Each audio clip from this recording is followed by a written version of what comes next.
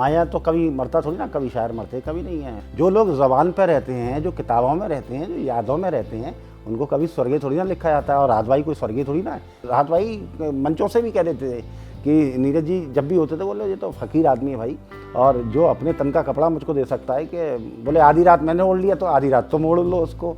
आप राहत भाई को देखिए, आपको ऐसा लगेगा कि आप में खुद ऊर्जा आ रही है अंदर उनमें से। ऐसे जिंदा दिली का शायर थे वो तो, जो कहन, बेबाक कहन और जो बेलौस अंदाज नायाब, जो उर्दू शायरी को उठाकर एकदम आसमान पर रख देता है, वो उन्होंने काम किया है। इतना बड़ा शेर कह गए, उसके बाद तो कुछ बचता ही नहीं है। मैं मर जाऊं तो मेरी अलग से पहचान रख देना, लहू से मेरी पेशानी पे हिंदुस्तान लिख देना।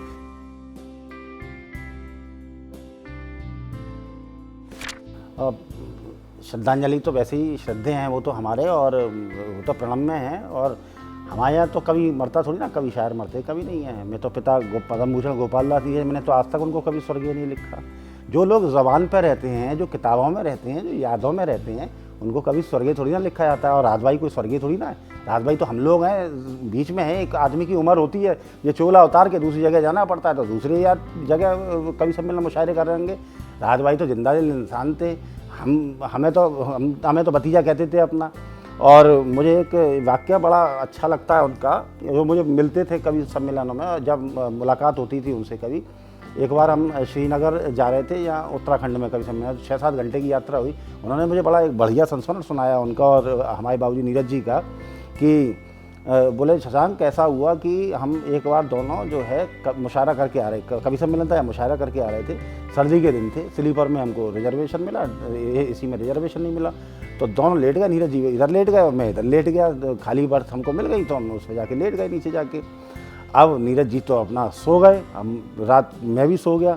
बोले रात को मुझे ठंड लगी और मैं बिल्कुल अकड़ के बैठ गया, अकड़ के लेटा हुआ था बिल्कुल। थोड़ी देर में देखता हूँ कि नीरज जी उठे, उन्होंने अपनी अटैची खोली और उसमें से एक शॉल निकाला, और वो शॉल मेरे को उड़ा दिया उन्होंने, और मुझसे कहा रात ओढ़ लो, ठंड लग जाएगी तुमको, और बहुत सर्दी का वो है। तो बोले मतलब फ़कीर लोग थे। और ये संस्मरण ऐसा था जिसे राहत भाई मंचों से भी कह देते थे कि नीरज जी जब भी होते थे बोले ये तो फ़कीर आदमी है भाई, और जो अपने तन का कपड़ा मुझको दे सकता है, कि बोले आधी रात मैंने ओढ़ लिया तो आधी रात तो मोड़ लो उसको शॉल को तो मोड़ लो।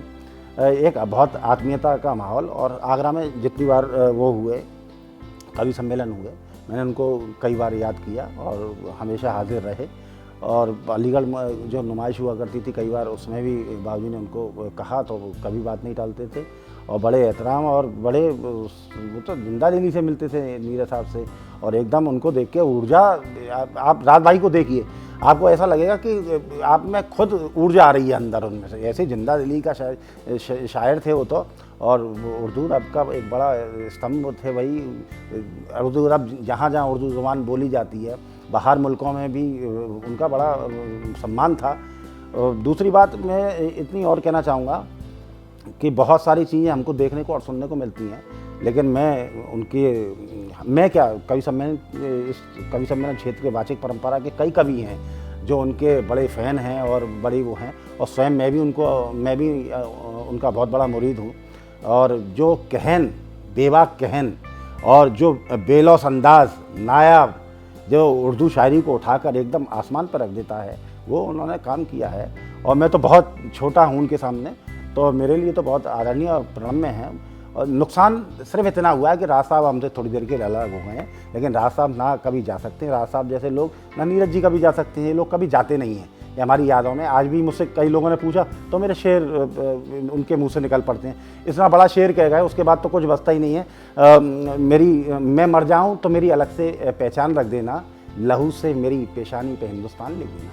जो शायर इतनी बड़ी बात कह गया हो तो वो तो अदब के लिए और सदियों तक याद की जाएगी। ये तो हिंदुस्तान की सरजमी है, इसमें ऐसे ही लोग पैदा होते हैं। और हम फिर इंतज़ार कर रहे हैं राज साहब कि आप किसी रूप में हमारे सामने फिर दोबारा आएँ और फिर हम साथ यात्रा करें और मंचों पर फिर एक बार दावा बोल दें जोरदार।